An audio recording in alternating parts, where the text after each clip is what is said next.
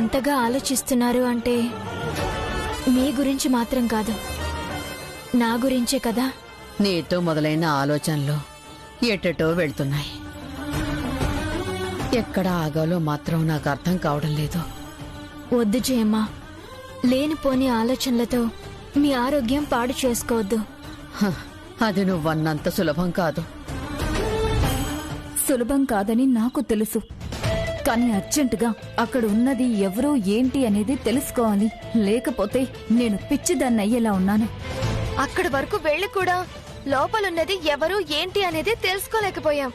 అదే ఆ కథ ఏమిటి, ఎవరి గురించి అలా అన్నాడు అనేది నాకు అర్థం కావడం లేదు. మీకు తెలిసిన కథ అంటున్నారు కాబట్టి మొదటి భార్య గురించి అయింటుందా? లేదు లేదు, అక్కడున్నది ప్రవల్లిక అత్తయ్య అయ్యే ఛాన్సే లేదు. మనం ఇంటికి రాకముందే అత్తయ్య చనిపోయింది కదా. మరి ఎవరి గురించి? ప్రవల్లిక అత్తయ్యే అయ్యుంటే మన అందరి దగ్గర దాచాల్సిన అవసరం ఏముంది?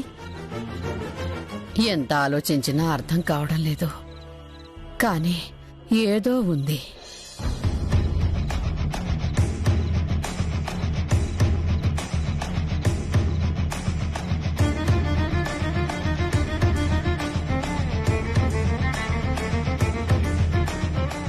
జయమ్మా, అర్థం కాని విషయాల గురించి ఎంత ఆలోచించినా ప్రయోజనం ఉండదు.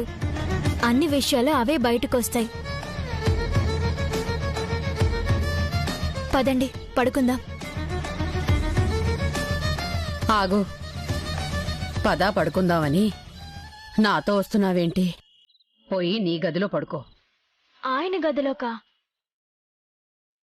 గది ఖాళీ లేదుగా. నువ్వు ఖాళీ చేస్తే ఉండదు. ఏంటో ఆ గదిలోకి వెళ్ళాలంటే నాకు కొత్తగా అనిపిస్తుంది. బావుంది వరస. ఆ అమ్మాయి అనాల్సిన మాటలు నువ్వంటావేమిటి? ఆ అమ్మాయి ఎవరు ఏంటి అని అంతా వివరంగా చెప్పి మళ్ళీ ఇప్పుడేమిటి? ఎన్ని చెప్పినా ఆయన మాత్రం ఏం మాట్లాడలేదు కదా. ఇలాంటి విషయాల్లో మగాళ్ళెప్పుడూ మాట్లాడరు. మాట్లాడడం లేదు కదా అని దూరం జరిగావా, దగ్గరగా ఉన్నవాళ్లు మరింత దగ్గరయ్యే అవకాశం ఉంది. ఆయన గురించి అలా భయపెట్టకండి జయమ్మా. మరి నువ్వు చేసేదెలా ఉంది? ఆ అమ్మాయి ఎవరో నీ గదిలో ఉంటే నువ్వొచ్చి నా గదిలో పడుకుంటావా? ఈరోజు గదిని వదిలేస్తే రేపు ఇంటిని కూడా వదిలేయాల్సి వస్తుంది. వదిలేస్తావా మరి? బయటికి వెళ్ళి మీ అమ్మా నాన్నల్ని బాధ పెడతావా? లేదంటే నీ చెల్లెల్లాగా నువ్వు కష్టాలు పడతావా? మీరు ధైర్యం చెప్తున్నారు, భయపెడుతున్నారు, నాకు అర్థం కావడం లేదు. రెండూ కాదు, పెద్దదానిగా జాగ్రత్తలు చెబుతున్నాను. భార్యాభర్తల మధ్య 100 సమస్యలుండొచ్చు. ఒక మనిషిని మాత్రం రానివ్వకూడదు. వచ్చారా, అది నేనైనా సరే బయట గెంటేయాలి. నీకు నీ భర్త మీద నమ్మకం ఉంది కదా? ఆయనకేంటి, శ్రీరామచంద్రుడు. అలాంటప్పుడు ఆ చంద్రుడి మీద మచ్చపడకుండా అసలు కథ ఏంటో తెలుసుకోవాలి తప్ప ఇలా బయట ఉండకూడదు. వెళ్ళు, వెళ్ళి నీ గదిలో పడుకో. వెళ్ళు.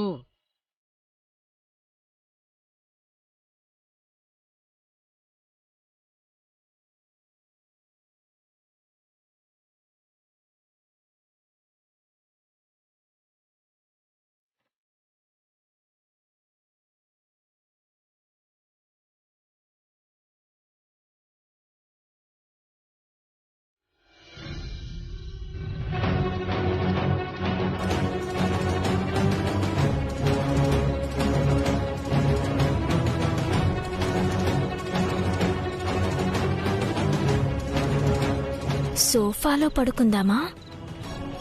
ఆయనకు దూరంగా ఉన్నట్లవుతుంది. బెడ్ మీద పడుకుంటే నిన్న మొన్నట్లాగా దగ్గరగా ఉండొచ్చు. ఇదే బెటర్. ఆగో, ఎక్కడికి?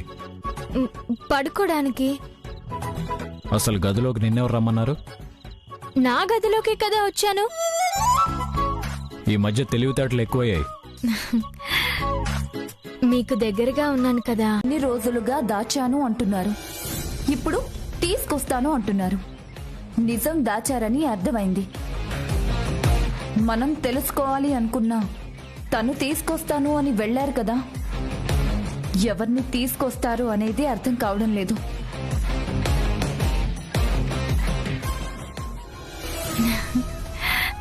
చెప్పాను కదా జయమ్మ, మా ఏజే శ్రీరామచంద్రుడని. చాలే, అన్నీ నువ్వే అంటావు.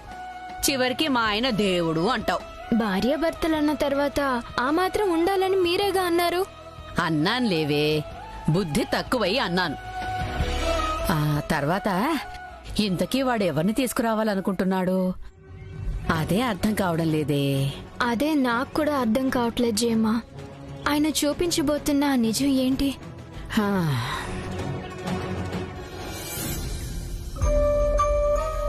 చూడండి, జయమ్మకి ఆయన చెప్పిన దాన్ని బట్టి ఈ ఇంటికి రాబోయేది మీరే అని అర్థమవుతుంది. నా ఊహే నిజమై ఈ ఇంటికి మీరు వస్తుంటే ఇంకా ఈ ఇంటిలో నాకు పని లేదు. ఆయన ప్రాణంగా ప్రేమించి మీరుండగా నేనుండాల్సిన అవసరం లేదు. మీరొస్తే మీకు అడ్డుగా నేను నిలబడను. అలానే ఆయన్ని మర్చిపోలేను. ఆయనతో గడిపిన ఈ కొద్ది రోజులే నా పూర్తి జీవితం అనుకుని ఇలాగే ఉండిపోతాను. నా బ్రతుకులో కానీ నా మనసులో కానీ ఎవ్వరికీ చోటు ఇవ్వలేను. ఆయన జ్ఞాపకాలతో జీవితాంతం ఒంటరిగా మిగిలిపోతాను.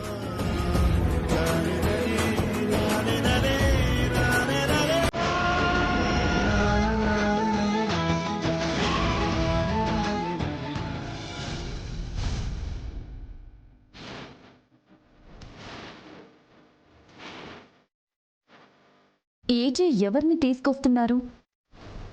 ఇంతకాలం దాచి ఇప్పుడు మన ముందుకి తీసుకురాబోతున్న నిజమేంటి? కాసేపట్లో చూస్తాం కదా అని మనసుకు సర్ది చెప్పకున్నా ఏం చూడాల్సి వస్తుంది, ఎవరిని చూడాల్సి వస్తుందో అని టెన్షన్గా ఉందక్క.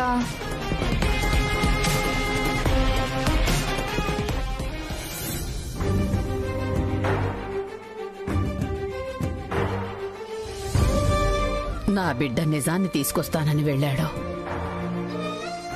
ఆ నిజం భానుని బాధ పెట్టేదై ఉండకూడదు. భాను గడప దాటి వెళ్లే పరిస్థితిని మాత్రం రానివ్వకు స్వామి. నా బిడ్డే ప్రాణంగా బ్రతికే అమాయకురాలికి అన్యాయం చెయ్యకు స్వామి.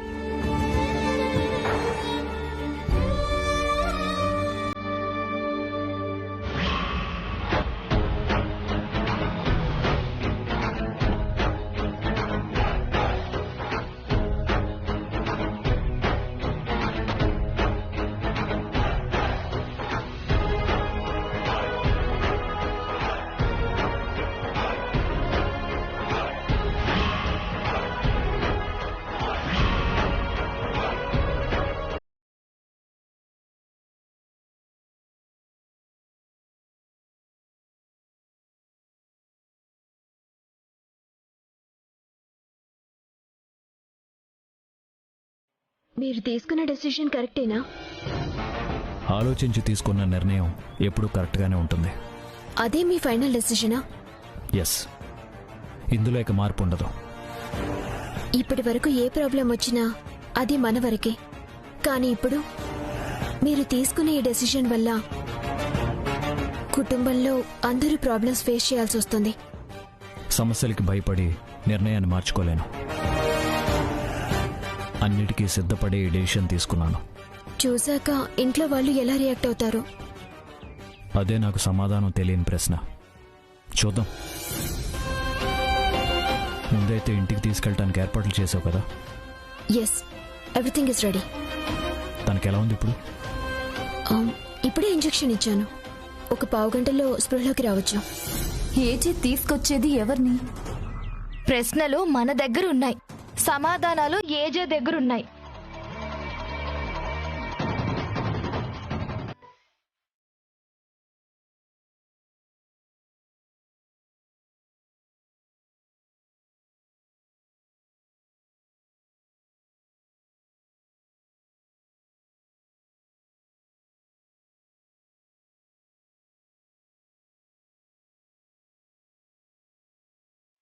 I'm sorry.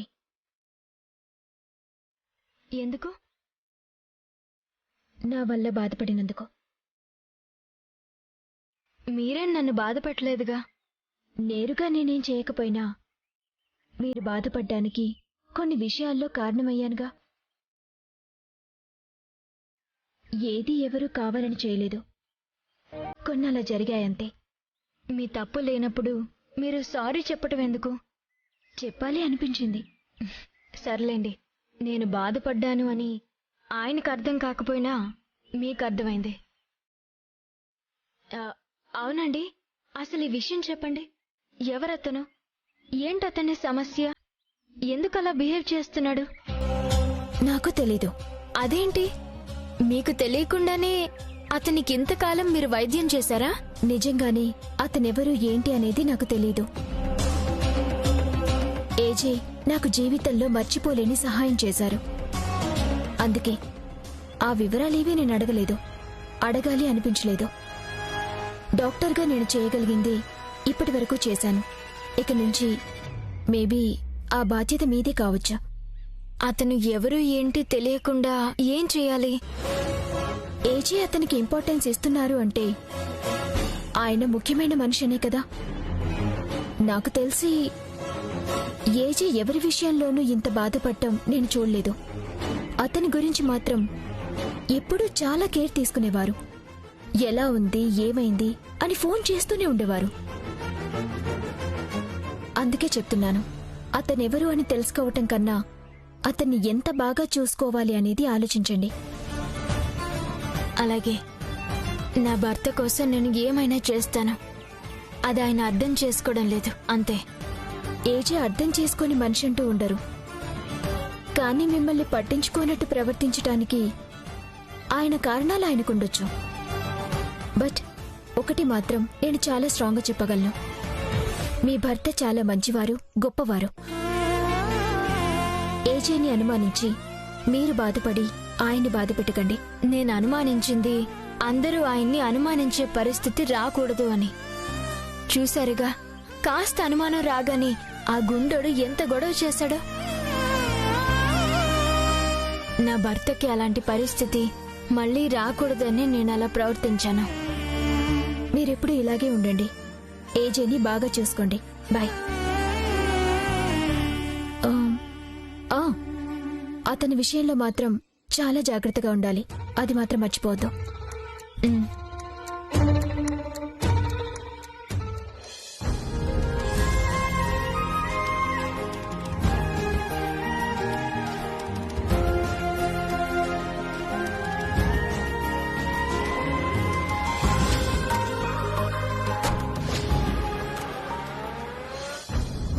భగవంతుడా, బంగారం లాంటి ఆ బిడ్డని పిచ్చివాడుగా చూస్తుంటే తట్టుకోలేకపోతున్నాను.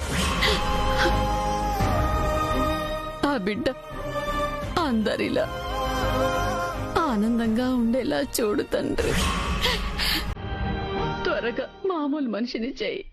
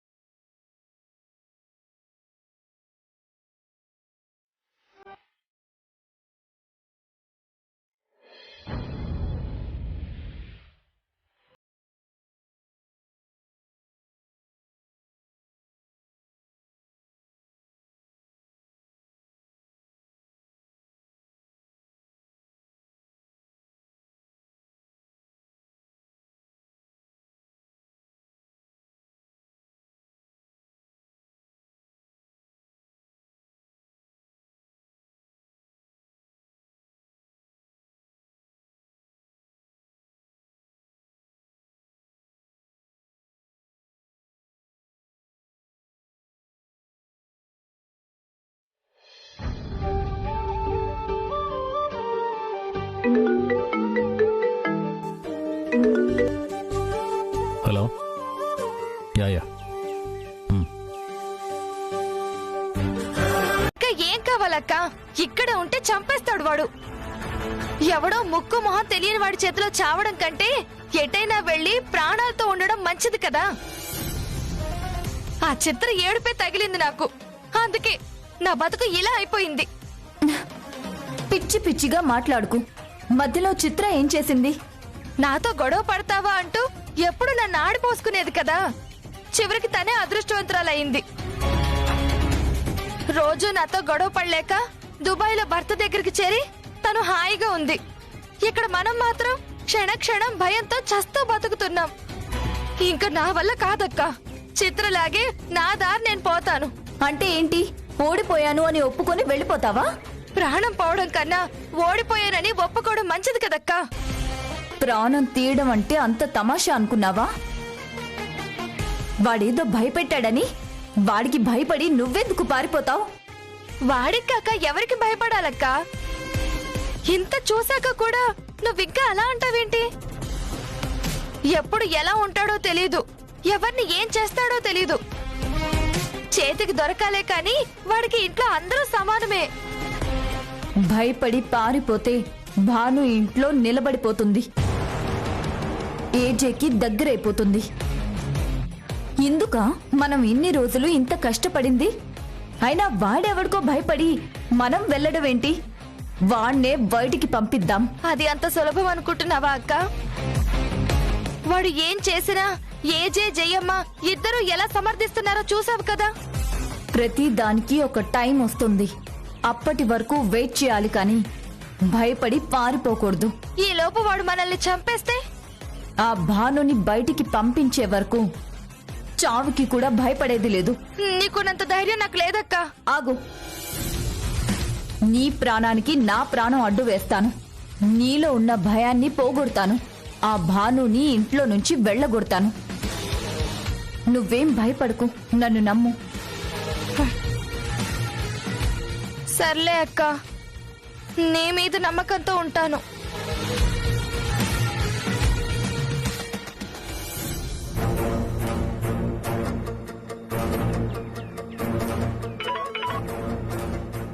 చెప్పండి అజయ్, సూరజ్కి ఎలా ఉంది? నువ్వు అన్నట్టే జరిగింది. ఏం జరిగింది? సూరజ్ భాను మీద అటాక్ చేశాడు.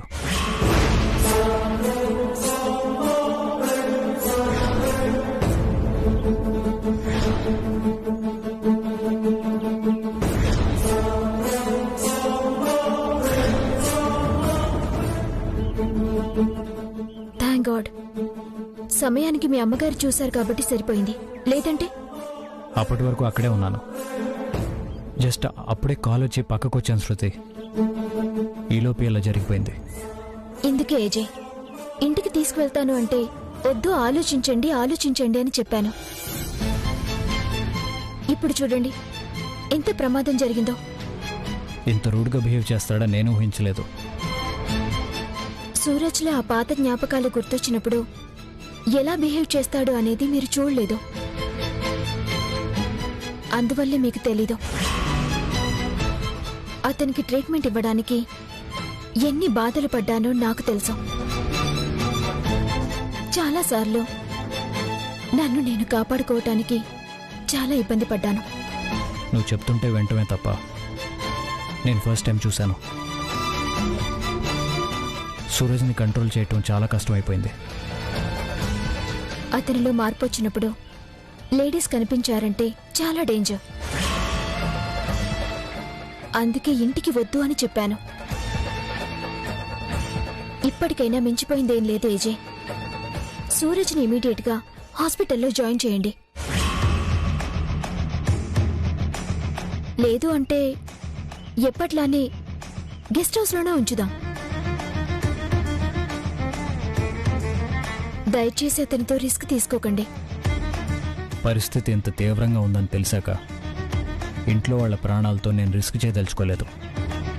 అందుకే సూరజ్ని తీసుకెళ్లి హాస్పిటల్లో జాయిన్ చేయాలని ఫిక్స్ అయ్యాను. ఓకే, వెంటనే ఆ పని చేయండి.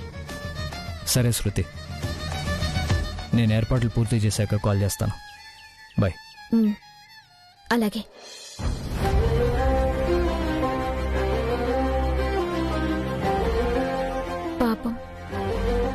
భాను బాగా భయపడిపోయి ఉంటుంది. బెదిరిస్తే బెదిరిపోతామా? మీకిచ్చిన టైం ఓవర్. డాక్టర్ అమ్మా వద్దులే డాక్టర్ అమ్మా, మేము వెళ్ళిపోతున్నాం కదా. పాపం ఆయన ఏ పని మీద ఉన్నాడో ఏంటో, ఆయన ఇబ్బంది పెట్టడం ఎందుకు? బావా నువ్వు రా బావా. వదలరా. ఈసారి వదిలితే ఏజె కొట్టే దెబ్బలకి ఒంటికి మందార పూలు పూస్తాయి. పద బావా. అది కాదురా. రేయ్.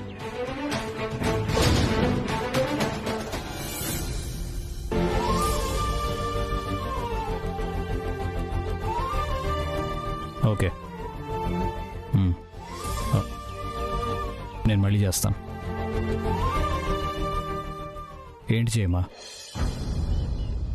బిడ్డ అంటేనే తల్లి నమ్మకం.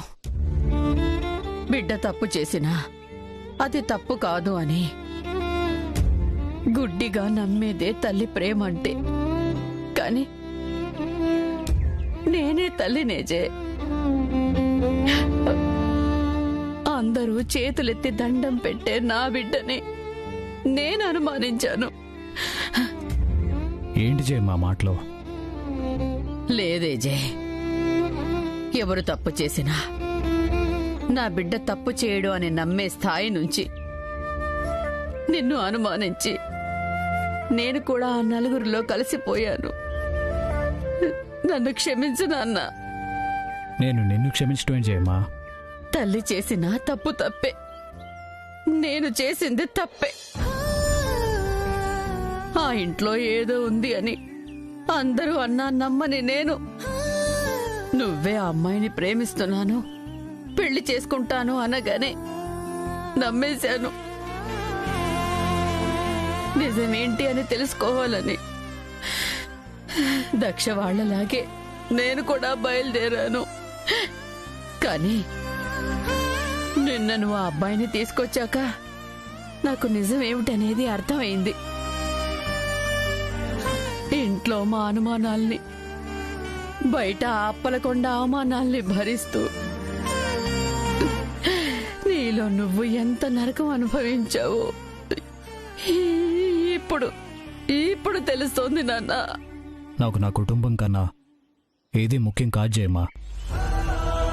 అందుకే నా బాధ నలుగురికి పంచాలనుకోలేదు. చివరికి నా వాళ్ళు నన్నే అనుమానించే పరిస్థితి వచ్చాక ఇక తప్పక సూరజ్ని ఇంటికి తీసుకురావాల్సి వచ్చింది. ఆ అబ్బాయిని ఇంటికి తీసుకొచ్చి చాలా మంచి పని చేశావు నాన్న.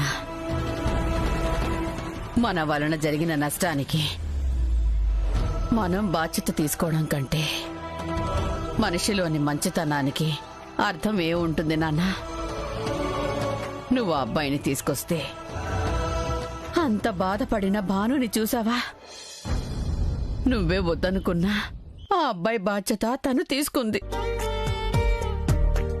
భార్య అంటే భర్తలో సగమే కాదు, బాధ్యతలో సగం కూడా అని భానుని చూస్తే అర్థమవుతుంది. అదే బంగారం నాన్న.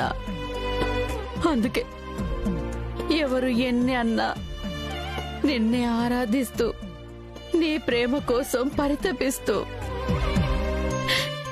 ఇక్కడిక్కడే ఉంటుంది, కానీ ఈ గడప దాటే ప్రయత్నం చేయలేదు.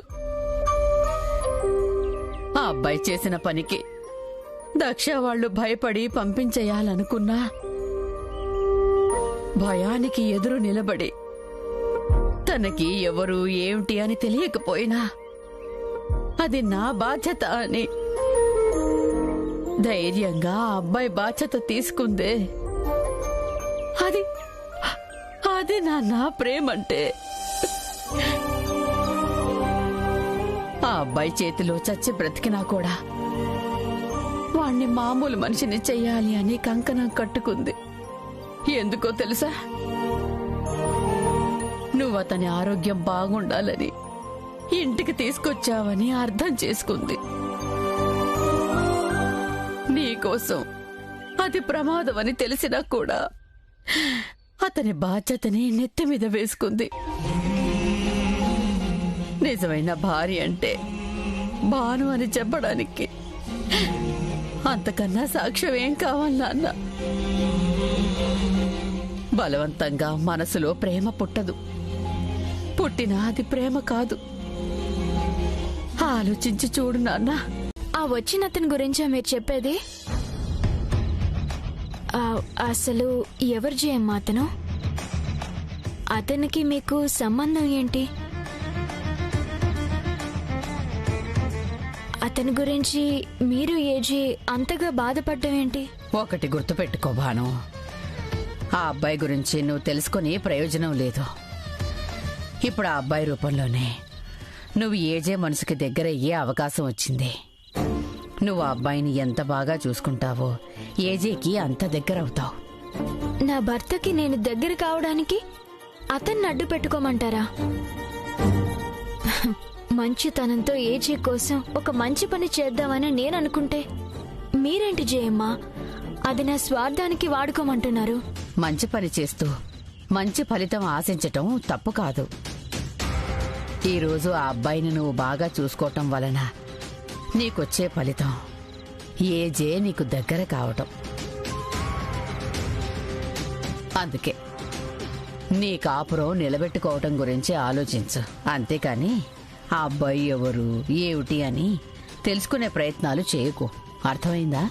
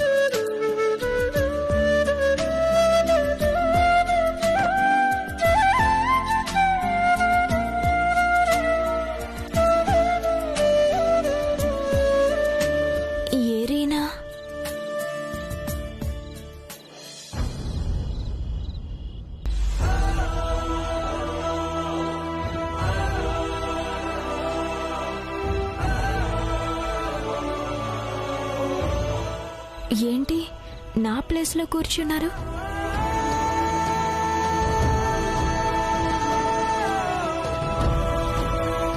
అక్కడ ఉండాల్సినవి ఇక్కడికొచ్చేయంటి?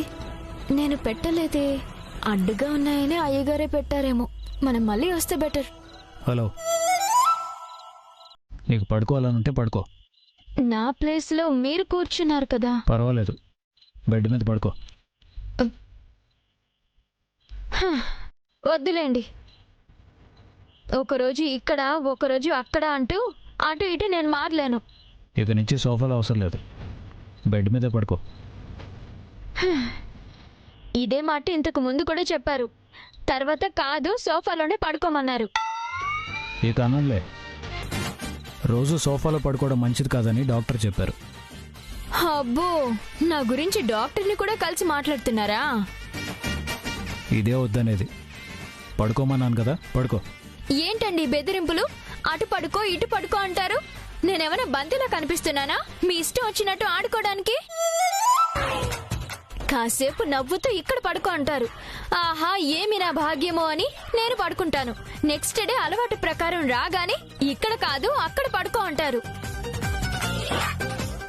నా వల్ల కాదండి చెన్నై సుల్లూరుపేట ప్యాసింజర్ల అటు ఇటు తిరగడం. ఈ ఎక్స్ట్రాలో వద్దనేది. పడుకో అన్నాను కదా, వెళ్ళి పడుకో. హఠాత్తుగా ఎందుకో ఇంత అభిమానం?